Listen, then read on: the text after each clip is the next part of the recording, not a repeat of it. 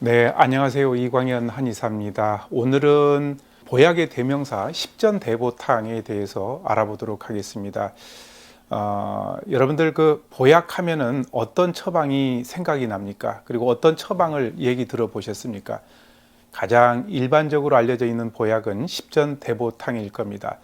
그만큼 효과가 좋기 때문에 쓰임새가 굉장히 많은데요. 오늘은 한방에서 보약의 대명사라고 하는 십전대보탕이 어떠한 효능을 가지고 있고, 그리고 또 이제 어떤 사람들이 먹으면 좋은지 한번 알아보도록 하겠습니다. 십전대보탕에서 이 십전이라고 하는 것은 10가지의 약재로 구성된 완전한 처방이라는 그런 뜻을 가지고 있고요. 대보탕이라고 하는 것은 말 그대로 크게 보한다라는 의미를 가지고 있습니다. 우리 한방에서는 인체는 기와 혈로 이루어졌다라고 이렇게 보고 있는데, 기라고 하는 것은 우리 몸을 움직이는 에너지적인 요소이고, 혈이라고 하는 것은 우리 몸을 구성하고 있는 물질적인 요소라고 이렇게 보고 있죠. 이 십천대보탕은 기를 보호하는 사군자탕 4가지 약물에다가 혈을 보호하는 사물탕 4가지 약물에 황기와 육계가 더해가지고 10가지 약물로 구성된 기와 혈을 모두 보호할 수 있는 완전한 처방이라는 의미를 가지고 있습니다. 이 십전대보탕이 효과가 좋을 수 있는 적응증을 한번 보면은요, 남자들 같은 경우에는 대개 이제 몸이 피로하고 기운이 없고 무기력할 때, 의욕도 없고 소화가 잘 안 되면서 만성적인 질환을 가지고 있고, 또 이제 병 후에 회복이 필요한 사람들, 남성 갱년기나 또 발기부전이 있을 때 십전대보탕을 쓸 수 있고, 여성들 같은 경우에는 생리불순이나 생리통, 그리고 출산 후에 몸을 회복할 때, 그리고 아랫배가 차면서 손발이 차고, 여성들의 갱년기 때도 쓸 수 있고요. 어린아이들 같은 경우에는 면역력 기능을 강화시켜서 감기나 잔병 치레를 예방해주고, 그리고 성장 발육에도 도움이 됩니다. 연세 드신 어르신들 같은 경우에는 노화 방지나 퇴행성 질환을 가지고 있는 경우, 또 연세 드신 어르신들의 만성적인 질환이나 수술 후 병 후 회복에도 십전대보탕을 많이 쓰죠. 우리가 일상생활을 하면서 느낄 수 있는 여러 가지 불편한 증상에 아주 광범위하게 사용될 수 있는 것이 바로 십전대보탕입니다. 자, 그러면은 십전대보탕의 구성 약물들에 대해서 좀 살펴보도록 할게요. 자, 사군자탕이라고 하는 것은 기를 보호하는 대표적인 약재인데, 어떻게 보면은 남자들의 약이라고도 볼 수가 있습니다. 인삼, 백출, 복령, 감초로 이렇게 이루어진 처방이죠. 인삼이라고 하는 것은 여러분들 잘 알다시피 한약재 중에서도 기를 보호하는 가장 대표적인 약재고요. 만성적인 피로나 무기력, 과로, 스트레스, 저혈압 이런 데도 쓸 수가 있습니다. 인삼은 옛날부터 신비의 영약이라고 이렇게 알려져 왔고, 고려 인삼의 학명이 파낙스 진생인데, 이 파낙스라고 하는 것은 만병통치약이라는 그런 의미를 가지고 있습니다. 백출은 소화기 계통인 비장과 위장의 운동을 촉진시켜 주기 때문에 음식물을 잘 소화 흡수해 가지고 우리 몸 여러 곳으로 보낼 수가 있습니다. 복령은 소나무를 자르고 난 뒤에 몇 년이 지나게 되면은 땅 속에서 그 뿌리에 그 버섯 유가 생기는데, 그것을 우리가 약재로 쓰는 겁니다. 수분 대사를 원활하게 해주고 스트레스를 해소할 뿐만 아니라 정신신경을 안정시켜주는 역할을 합니다. 이 복령은 총명탕 재료이기도 하죠. 또 감초는 여러분들 흔히들 약방의 감초라고 얘기를 많이 들어보셨을 텐데, 여러 가지 약물을 조화할 뿐만 아니라요, 해독하는 작용을 가지고 있고 우리 몸에 체력을 증강시켜주는 작용을 가지고 있습니다. 감미료가 귀했던 옛날에는 단맛을 내는 음식으로도 썼고요. 유럽에서는 감초를 과자 제조나 또 이제 음식물에도 단맛을 내기 위해서 많이 썼죠. 사물탕 재료인데요. 사물탕은 말 그대로 4가지 약물로 구성이 되어 있습니다. 숙지향, 당귀, 청궁, 작약인데요. 이 사물탕은 혈을 보호하는 대표적인 약재이기 때문에 여성들의 약이라고도 얘기를 합니다. 여성들은 항상 혈이 부족하죠. 그리고 몸속에 어혈 질환이 많이 생길 수밖에 없는데요. 우리가 혈이 허하다는 것은 단순하게 빈혈을 의미하는 것이 아니라 우리 몸에 필요한 물질적인 요소들이 전반적으로 부족한 상태를 우리가 혈이 허하다라고 이렇게 얘기를 합니다. 숙지향은 식물성 철분 성분들이 아주 많이 들어있는 영양이 아주 풍부한 약재입니다. 현삼과에 속하는 식물의 뿌리가 생지황이고요. 이것을 술에 담가 가지고 9번 찌고 말린 것을 우리가 숙지향이라고 합니다. 당귀는 혈을 만들어주는 조혈 작용이 아주 뛰어나기 때문에 부인과의 중요한 약이라고 할 수 있는데, 대개 이제 빈혈이나 생리불순, 저혈압이나 수족 냉증에 광범위하게 쓰고 있습니다. 한의원에 가면은 독특한 냄새를 우리가 느낄 수 있는데, 그 냄새의 주인공이 바로 당귀입니다.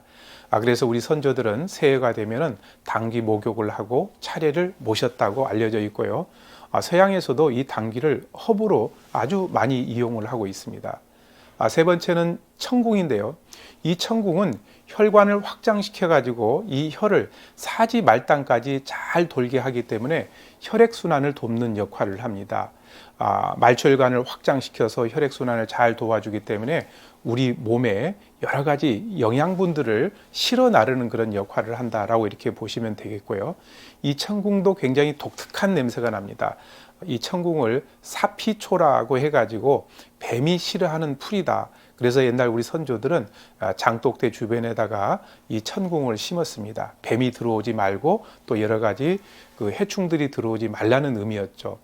작약은 우리 몸에 근육에 영양을 공급해주고 혈액이 정상적인 궤도를 돌 수 있게끔 해주는 약입니다. 그래서 피로를 푸는데 굉장히 도움이 많이 되죠. 작약은 서양에서도 고대 그리스 시대부터 좋은 효과를 가지고 있기 때문에 약재로 많이 써왔습니다. 자, 황기하고 육개라는 약재는 어떤 약재인가요?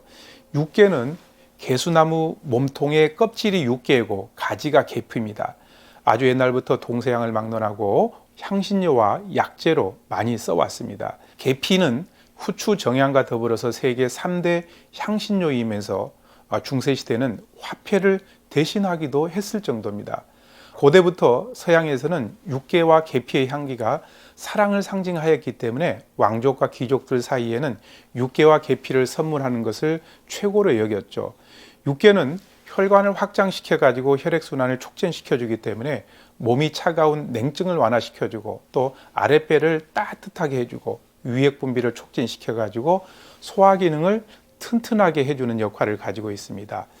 황기는 인삼과 더불어서 기를 보호하는 대표적인 한약재죠. 인삼이 기를 보호하는 대통령이라면 황기는 국무총리에 해당할 정도로 우리 몸에 기를 보호해주는 아주 효과가 좋은 약재입니다. 동의보감에 보게 되면 황기의 성질은 따뜻하고 맛은 달면서 독이 없다. 허선증으로 몸이 여인돼 쓰고 기를 돋게 하고 살찌게 하고 추웠다가 열이 났다가 하는 것을 치료한다라고 이렇게 규력이 되어 있습니다. 그래서 황기는 만성적인 피로와 기가 약해서 생기는 땀을 많이 흘리는 것, 그리고 만성 염증에 아주 도움이 많이 되는 약재고요. 경우에 따라서는 우리 몸에 나쁜 습을 없애는 이뇨 작용도 가지고 있습니다.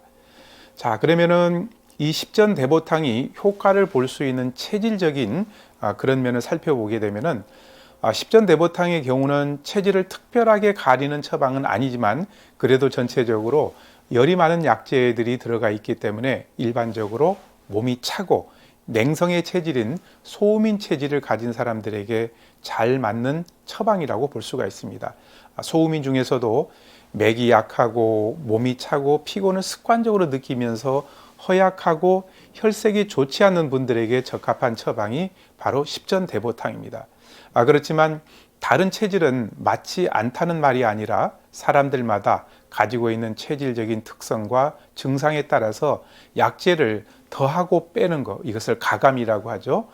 그렇게 가감을 하게 되면은 십전대보탕의 활용 범위가 정말로 넓다라는 것을 알 수가 있습니다.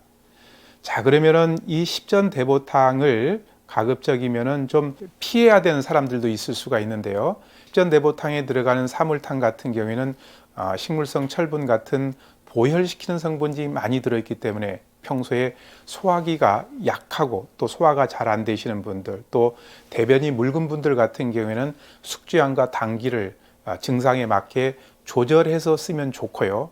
그리고 육개와 인삼은 열성의 약재이기 때문에 평소에 몸에 많이 열이 있는 분들 같은 경우에는 역시 육개와 인삼도 좀 용량을 조절해서 처방을 할 수가 있습니다.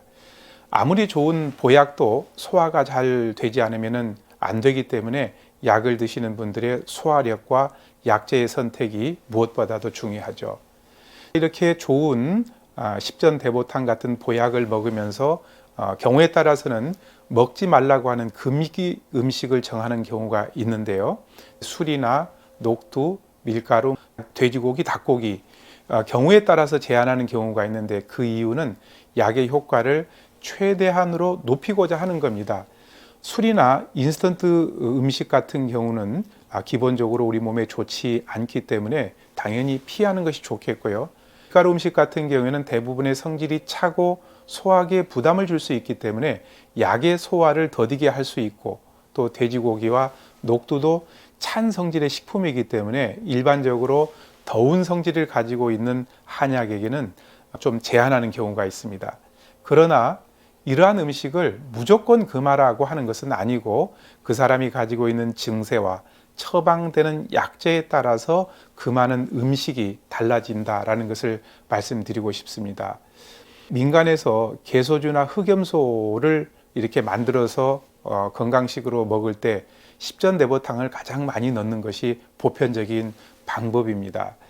개소주나 흑염소는 고단백의 영양물질이 풍부하니까 만성적인 피로를 느낀 사람, 병우 회복자, 또 허약한 사람, 이런 사람들에게 많이 쓰죠.